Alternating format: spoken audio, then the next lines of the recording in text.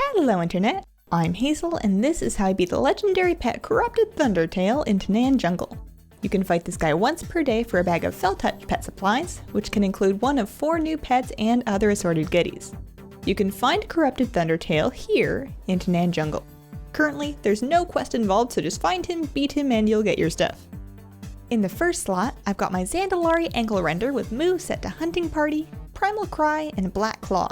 If it seems like I'm using this for every legendary in Tanaan, it's because it works.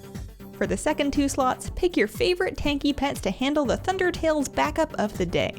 I'm bringing along a Celestial Dragon with Flamethrower, Ancient Blessing, and Moonfire. I also grabbed the Anubisath Idol with Crush, Stone Skin, and Deflection. You can use almost any pets with self-healing and avoidance moves, so work with what you have.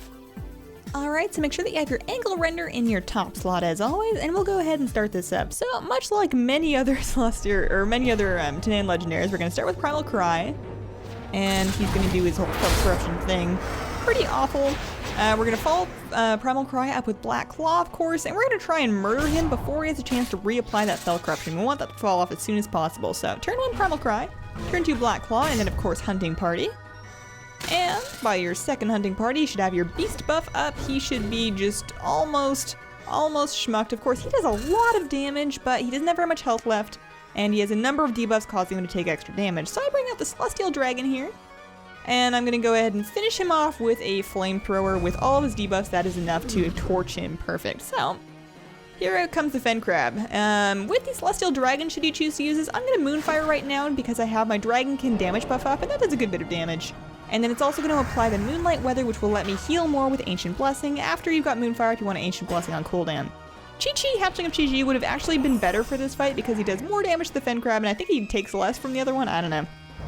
But I figured I should try a few of these things without Chi-Chi just because not everybody has him, and I don't want anybody getting jealous. So, after you've Ancient Blessing, of course, you just fill in with Flamethrower, Ancient Blessing on cooldown. We're just trying to live through as much of that Fel-corruption debuff as possible. Unfortunately, we die a little early, but that is perfectly okay because the Anubisath Idol is here to the rescue, and he is a beast. If you don't have him, you should do that right now. You should drop whatever it is that you're doing and go either check your auction house or farm Encourage, because it's not that hard to get him.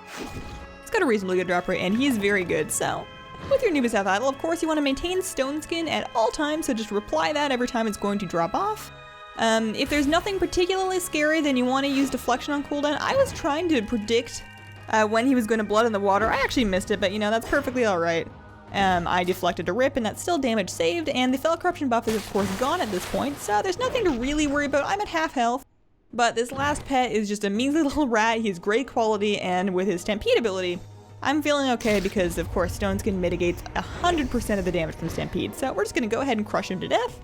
I choose to refresh my Stone Skin buff just to be extra careful because I know that's going to make me immune for a few more turns. And then I'm going to resume the whole crushing to death agenda. There we go. One more should do it.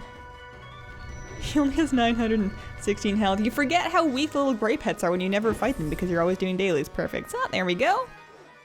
And let's take a look and see what we have in our bag here. So there are some pet charms and bandages. What else is new?